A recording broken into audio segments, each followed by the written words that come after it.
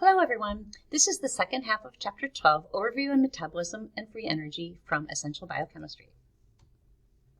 So we are going to, in the next chapter, talk about the metabolism of glucose.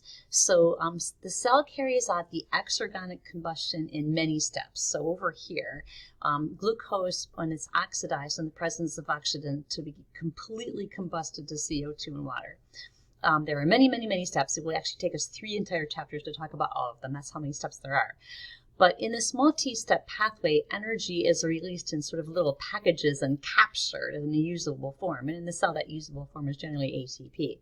And in uncontrolled combustion, if I would just take glucose and put it into a bomb calorimeter and just light a match, all the energy would come off all at once, and I would be able to capture it. It would just all be released as heat. So the cell does it differently, and that is one reason that this is done this way is that the reverse process is possible, that CO2 and water can be used to synthesize glucose. Of course, humans can't do that, but plants can. But what it involves, again, is a multi-step pathway where energy is added along the way in the form of sunlight, so that this is theoretically possible. So what actually is possible, but this one-step synthesis would not be possible. If this energy is released in small sort of capturable little packages, and ATP is our primary cellular currency. This is often referred to as a high energy intermediate. It's a misleading concept, and we probably shouldn't use it. I want to make sure that we use the right vocabulary and figure out what's going on. So the free energy of the phosphoanhydrate bond hydrolysis is highly exergonic. So let's look at that. So here's the structure of ATP. So we have our adenine, a ribose, and 3 phosphates. And the bonds linking the phosphates, and the phosphates are referred to as alpha, beta, gamma. And these bonds linking the phosphates are called phosphoanhydrate bonds. So you might remember the anhydrate bonds from organic chemistry. Those were carbons. These are phosphates. So we can hydrolyze 1, 2, or 3 of these phosphates to bring us all the way down to adenosine if we hydrolyzed all 3 of them. But suppose we just hydrolyze the gamma phosphate. So if we hydrolyze the gamma phosphate, what happens is we start out with ATP, and if we hydrolyze the gamma phosphate, so there's a hydrolysis, and we get ADP, and inorganic phosphate as our products. So this is often, the inorganic phosphate is often abbreviated P sub I. So it's okay with me if you do that. Just remember that it is HPO4 2 minus. It's not just a phosphate. Or it's not just a phosphorus, sorry. Now, if we hydrolyze the beta phosphate, so if we hydrolyze one of these phosphoanhydrate bonds, what we get again is we start from ATP, and then we do a hydrolysis, and we hydrolyze the beta phosphate, and then we get inorganic pyrophosphate. So again, this is often abbreviated as PP sub I, but remember, this is what it actually looks like. And then we get AMP as our other product. The next step, whenever you have a pyrophosphate, the diagram might not show it, but whether the diagram shows you or not, this is always what happens next. There's another enzyme, a phosphatase, that will do another hydrolysis and will give us 2 inorganic phosphates. So this is always the next step, whether the diagram says it or not. So if we look at these reactions that I showed you, ATP, when it's hydrolyzed to ADP in one phosphate, we have a negative 32 kilojoules per mole of hydrolysis. I showed you the ATP going to AMP in pyrophosphate. That's even more exergonic at minus 45 kilojoules per mole. And then this was the last one I was showing you where the pyrophosphate is hydrolyzed to give us 2 phosphates. So again, P sub I is inorganic phosphate, it's HPO4 2 minus, and the pyrophosphate is HP2073 minus. So these are highly exergonic hydrolysis reactions. So why is that? Well, there are a number of reasons. One is that if you look at ATP, we've got 1, 2, 3, 4 negative charges. So there's a lot of charge repulsion in there. So if we bring in our water right here to do a hydrolysis of this gamma phosphate, then what we get is one of the products is this P sub I, and that's resonance stabilized. So one of the products being resonance stabilized contributes to this this motivation to go towards product. So we relieve some of this charge repulsion because now we have ADP with only 2 negative charges. We will go to 3 because we're going to release a proton, but that helps too because you're releasing the proton into a medium that has a very low proton concentration, so that's favorable. A fourth factor is that if you think about remember these are all surrounded by waters of hydration. So if you have waters of hydration surrounding 2 products, or really 3 products if you count the protons, then there's a lot more, there's a greater degree of solvation or hydration of the products than the reactants. So that's why we get this really highly negative delta G0 primed of hydrolysis. So if I look at this table though, I can see that I have lots and lots of phosphorylated compounds in the cell. And here the artist has arranged these so the ones at the top have the highest degree of phosphate hydrolysis down to the lowest. So one of the things we can do is we can look at this chart and we can say the tendency to donate phosphate groups increases as I go up this chart because the delta G0 primes become more and more negative. So a high negative delta G indicates what we call a high phosphoryl group transfer potential. So that means this phosphoenolpyruvate right here is really going to be motivated, if we're going to be anthropomorphic, to give up its phosphate. So we're more likely to donate phosphate groups at the top.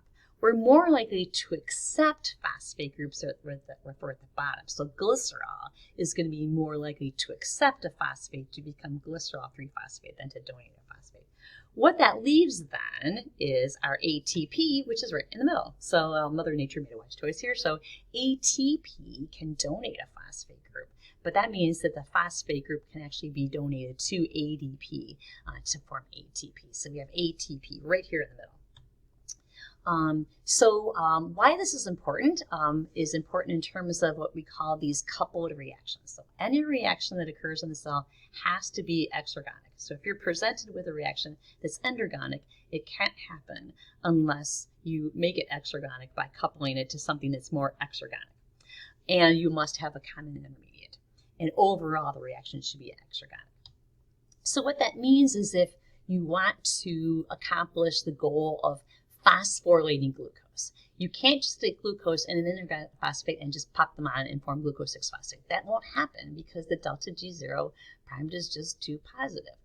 But if I instead couple this with the hydrolysis of ATP, then overall the reaction is going to be exergonic. So the top reaction doesn't occur, but this bottom one does. Instead of just getting the phosphate from inorganic phosphate, the glucose gets it from the ATP. So that involves ATP hydrolysis, and there your goal is to get glucose 6-phosphate, but you did have to spend an ATP to do that.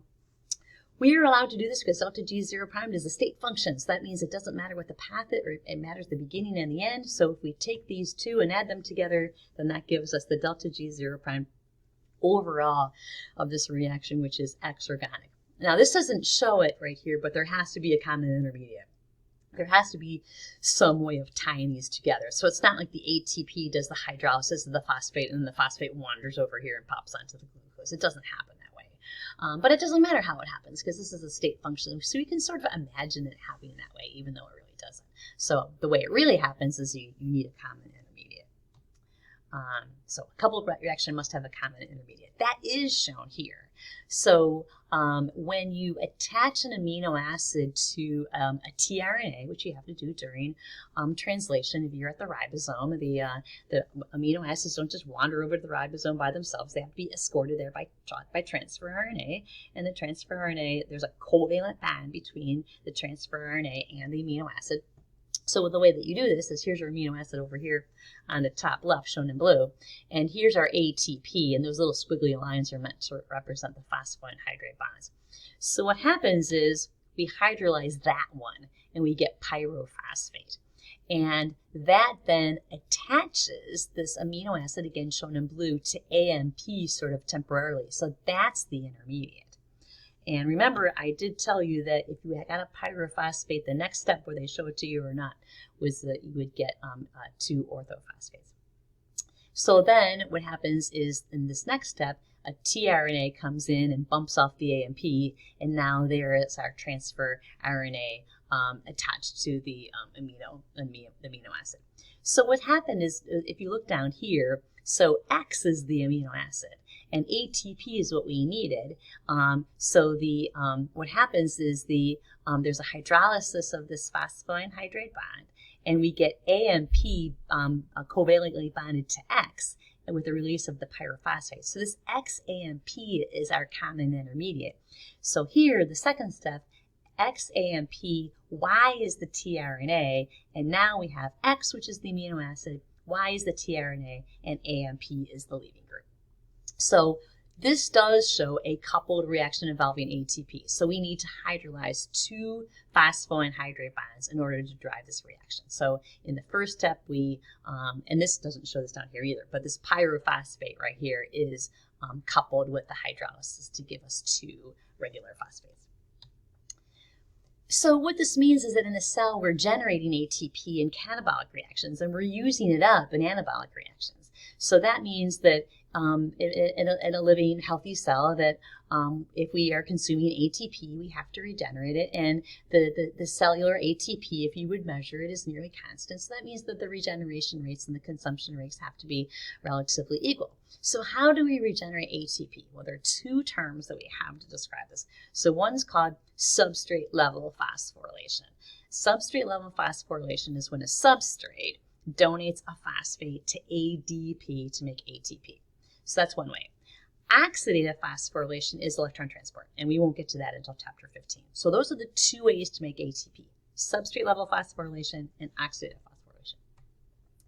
So in the synthesis of ATP, ADP plus a phosphate plus a proton gives us ADP, and that's going to cost us 30.5 kilojoules per mole. So in substrate level phosphorylation, what happens is you have some substrate over here, A, with a phosphate group on it, and that substrate donates its phosphate to ADP to make ATP.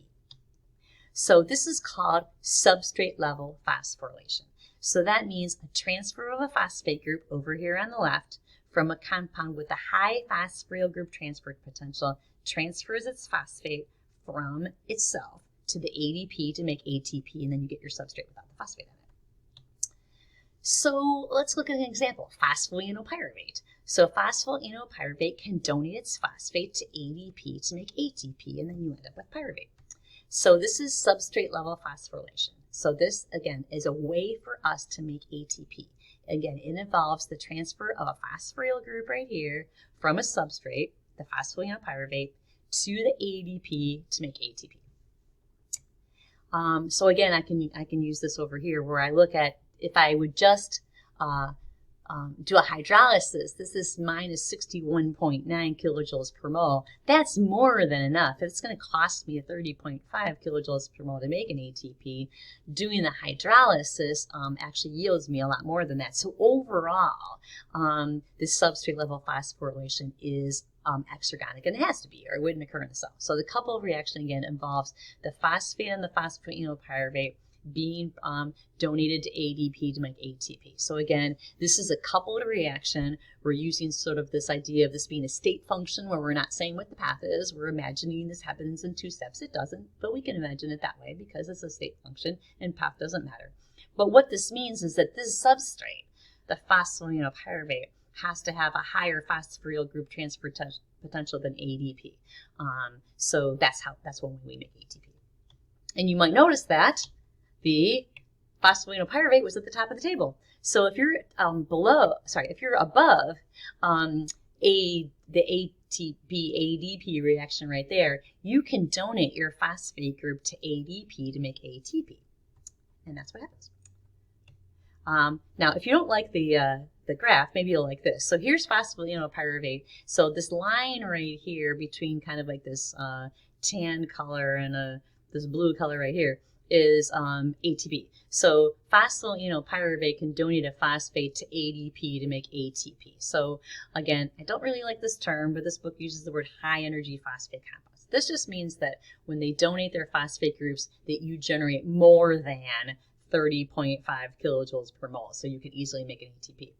Whereas the low energy compounds, ATP is used to phosphorylate glucose to glucose 6-phosphate and glycerol to glycerol 3-phosphate. There are other compounds involved. One of them is called coenzyme A, and it's called coenzyme A. The A is for the adenosine. This isn't a structure you have to memorize. This is adenine ribose 2-phosphates. This is pantothenic acid. It's a B vitamin. We have to have that in our diet. And then this is a sulfhydryl group right here. So the sulfhydryl group is where the chemistry takes place. A lot of times people just write this as CoASH. So what happens is the sulfhydryl group is a really good place to attach something like an acetyl group, for example. And now you have a thioester. So an ester, that would be an oxygen, but this is a sulfur, so this is a thioester. And this squiggly bond means that when that bond is hydrolyzed, that a lot of free energy is released. So this is what acetyl-CoA looks like. So again, the hydrolysis of a thioester is highly exergonic. In fact, it is more exergonic than making ATP. So here's an example of a reaction that occurs if I have succinyl-CoA right here. So here's the coenzyme A. There's my thioester.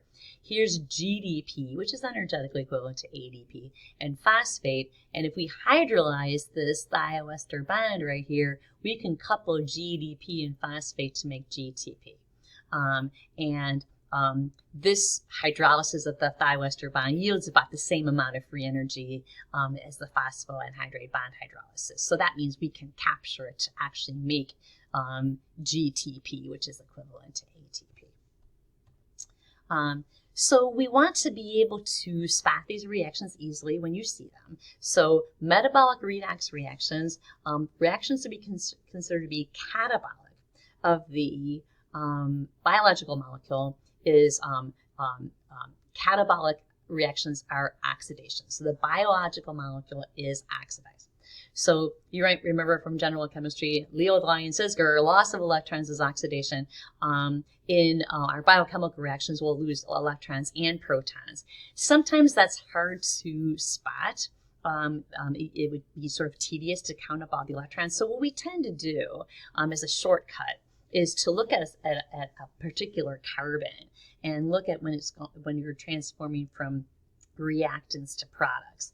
And if that carbon, if you increase the bonds to oxygen and or decrease the number of bonds to hydrogen, that involves an oxidation. And that's easy to remember. So more bonds to oxygen is an oxidation. So here, for example, if I just do very, very generically, a pathway that's going to take us 3 chapters to talk about. If here's glucose, if all 6 of those carbons go to CO2, so remember what CO2 looks like, the Lewis dot structure, it's 4 bonds to oxygen. So CO2 is as oxidized as you can get. All 4 bonds to carbon, or every single one of them is to an oxygen. So that's as oxidized as you can get. Whereas the oxygen, if I have 6 molecules of O2, that's 12 atoms of oxygen. And over here, you can see these 12 atoms of oxygen have picked up protons and electrons. So the oxygen becomes reduced. So can't have an oxidation without a reduction. So the glucose is oxidized to CO2. It loses protons and electrons, or we can say the number of bonds to oxygen for all 6 of those carbons has increased. The oxygen's reduced to water. It gains protons and electrons. And in the cell, though, the transfer of hydrogens and electrons from glucose is not direct. What we need is we need coenzymes. And I mentioned that in the lecture that comes before this one. So in the cell, glucose loses protons and electrons sort of along the way to becoming CO2. And those protons and electrons get donated to the coenzymes. And then the coenzymes give those protons and electrons to oxygen to form water. So anabolism is the reduction, again, of the biological molecule. So if I'm looking at a biological molecule, if it's getting reduced, that means that electrons and or protons have been gained. And again, if you want to do this really quickly, look at the carbons, and if the number of bonds to oxygen goes down or the number of bonds to hydrogen goes up, that means that there's a reduction. So here's sort of like a quick way of looking at this. If we want to make palmitate, we talked about this in chapter 8. So palmitate has 16 carbons, 15 of which are as reduced as you can get. All of the bonds to carbon that are not bonded to other carbons are bonded to hydrogens. But I would have started out with 8 molecules of acetyl-CoA. So this acetyl group right here would have provided me with 8 2-carbon units. And notice that some of those carbons have bonds to oxygen. So we reduce those carbons by decreasing the number of bonds to oxygen and increasing the number of bonds to hydrogen. But what that means is that we need somebody else to give us those protons and electrons. So if we take these acetyl-CoAs and reduce them to a fatty acid, then somebody is going to have to give us the protons and electrons, and there are coenzymes that do that. So the acetyl-CoA was reduced, it gains protons and electrons, and the coenzyme is oxidized. It loses protons and electrons. So these coenzymes, I'm going to show you a little bit about them.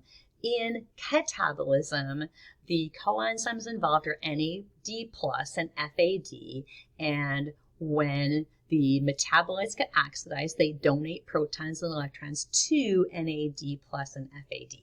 Whereas in anabolism, since the metabolites are reduced, they need a source of protons and electrons, so NADPH is the source. So notice that different coenzymes are involved in catabolism and anabolism. The cell is smart enough to know the difference. So if I look at NAD plus and NADP plus, so again, you do not have to memorize this. So this is nicotinamide up here. It comes from niacin. Niacin's a B vitamin we have to have in our diets. Here's ribose, 2-phosphates. Here's another ribose, and then you add adenosine. NAD plus right down here in green would just be an OH. But if it's NADP plus, there's a phosphate. So structurally, not much different. Functionally, huge difference. So we tend to just call this NAD plus because if you look at this nicotinamide ring, that nitrogen up there has a positive charge. So we call it NAD plus. So what happens in the cell when the NAD plus accepts protons and electrons, if you look over here, here's the NAD plus, and really the only change is at this nicotinamide ring. So if we have protons and electrons, then we add electrons to the ring, and we add 1 proton to the ring, but we can't add both, so that's why we say over here plus H plus, because only 1 proton is added to the ring. And here we just call this NADH because we call it NADH. There's no positive charge anymore. We've picked up an H, and we have to say plus H plus because the ring can only take 1. So a way to spot this is that these coenzymes work along with enzymes called dehydrogenases. So one of the things that you should learn is that whenever you see the name dehydrogenase, that's a redox reaction. So whenever you see the enzyme dehydrogenase, that's a redox reaction. Look for those coenzymes. FAD looks like this. So this is flavin adenine dinucleotide. So this is a riboflavin, another B vitamin that we have to have in our diets. So we have riboflavin, 2-phosphates, ribose, and an adenosine. And FAD actually can take 2 protons and 2 electrons, and it can take them one at a time, whereas NAD has to have both electrons at the same time. So what happens here is that this is my FAD over here. I can pick up, and this is the isoaloxazine ring, so that's where the chemistry happens. So 1 proton and 1 electron gives us FADH dot, because we have 1 electron right here. There's my 2nd proton and my 2nd electron, and now I have FADH2. So I've been able to add 2 electrons to this ring and 2 protons to this ring. We also have something called FMN, and FMN looks a lot like FAD, except it doesn't have the adenine and the ribose. But the chemistry is the same. So FAD can take 2 protons and 2 electrons, 1 at a time, which makes it kind of special, to form FADH2. So again, there are other catabolic dehydrogenases that catalyze redox reactions, because all dehydrogenases reactions do, but some of them use FAD instead of NAD+. Now, if you are involved in an anabolic reaction, that's going to be NADPH. So remember, NADPH, we're going to go in this direction. So the protons and electrons are going to be donated. So here I show the protons and electrons, and those will go to the carbons that you're trying to reduce. and you'll end up with NADP+. And I got this from a different book, so this is NADP+, that OH right here has to be a phosphate. And there are anabolic dehydrogenases that use NADPH. So I promise that when we encounter all these reactions, I will remind you of all of these general principles. What else do we have to talk about? Well, since we're talking about donating electrons, we need to revisit this idea of reduction potentials. So we have this E value right here. So let's look at this as the willingness to donate electrons. So the more positive the delta E0 prime value, the greater the tendency toward accepting electrons. And accepting is reduced. Remember, Leo says GER. Loss of electrons is oxidation. Gain of electrons is reduction. So if I want to gain electrons, I'm becoming reduced, and I'll have a positive delta E0 prime. But if it's negative, then I don't want to accept electrons. I would much rather donate them. So if we look at this table right here, so this is in chapter 15, but I thought I'd bring it up here. This is arranged in an order where we're right here at the top. Notice it's oxygen, it's right at the top. So this has the most positive value. So the most positive value is by oxygen accepting protons and electrons to form water. Now these are half reactions. We have to put two half reactions together to get a whole reaction. And that means that this positive value means that I want to be reduced and I want to go in this direction.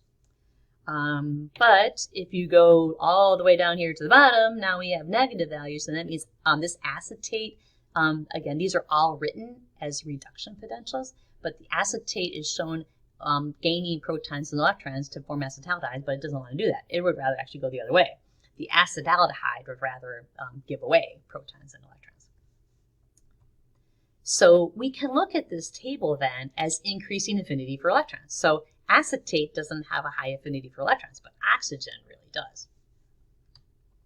So say if I gave you this problem and I said calculate the delta E0 prime for the oxidation of NADH, and then you would look up at this table and you would see, so I would look at, okay, so there's the oxygen reaction here, there's the NAD plus reaction right down here, and you end up with two reductions. Well, you can't have two reductions, you have to have one reduction and an oxidation, so one of those reactions is going to have to get flipped. And there are ways you can tell. As one, I asked you to oxidize NADH, so that means I'm going to have to flip the top one. But the other reason you know is because that value is negative and we want it to be positive. So if we think, okay, we have to reduce the oxygen because that wants to be reduced, we're going to oxidize the NADH, then what we do is we flip the top reaction, and now the oxygen is being reduced, the NADH is being oxidized, and I also flip the sign, so that's a positive 0.314 volts. Add them together, and I get a positive 1.130 volts. And when you add this up, you end up crossing out the protons and electrons. They're obviously still there, but they get transferred from the NADH to the oxygen to form water. So if I have my delta E0 prime value, then I can calculate the delta G0 prime. And I can do this from this equation right here, where I have delta Z0 prime equals negative N. Here's my negative sign. So N is the number of moles of electrons transferred. So that's why you have to go back here. You can't often tell from the reaction unless you look at these half reactions. So you can see that there are 2 moles of electrons being transferred. So there's 2 moles of electrons transferred per mole of reaction. That's F. That's the Faraday. It's a constant. 96.48 kilojoules per volt mole of electrons. And there's that delta E that we saw for right there, the 1.130 volts. And, whoops, sorry, we get a negative 220 kilojoules per mole. So spontaneous reactions will have positive E values and negative delta G0 prime values. So we have a positive delta E value, a negative delta G value. That means free energy is released, the reaction is spontaneous, it occurs without any input of energy from its surroundings. So if I had this reaction right here, just in electron transport, if NADH is donating protons and electrons to oxygen, and in that process I release a negative 220 kilojoules per mole, I could make several molecules of ATP from that because it only costs me 30.5 kilojoules per mole to make an ATP. So we're not going to use all of the negative 100, 220 kilojoules per mole. So we're going to make some ATP, but the rest of the energy is lost as heat. We need that as warm-blooded critters. We need to generate heat as well. So that is a whirlwind tour of the principles involved in metabolism. We will be applying those principles later. I will remind you of those as we go along. In the meantime, thank you very much for your attention, and I will see you in class.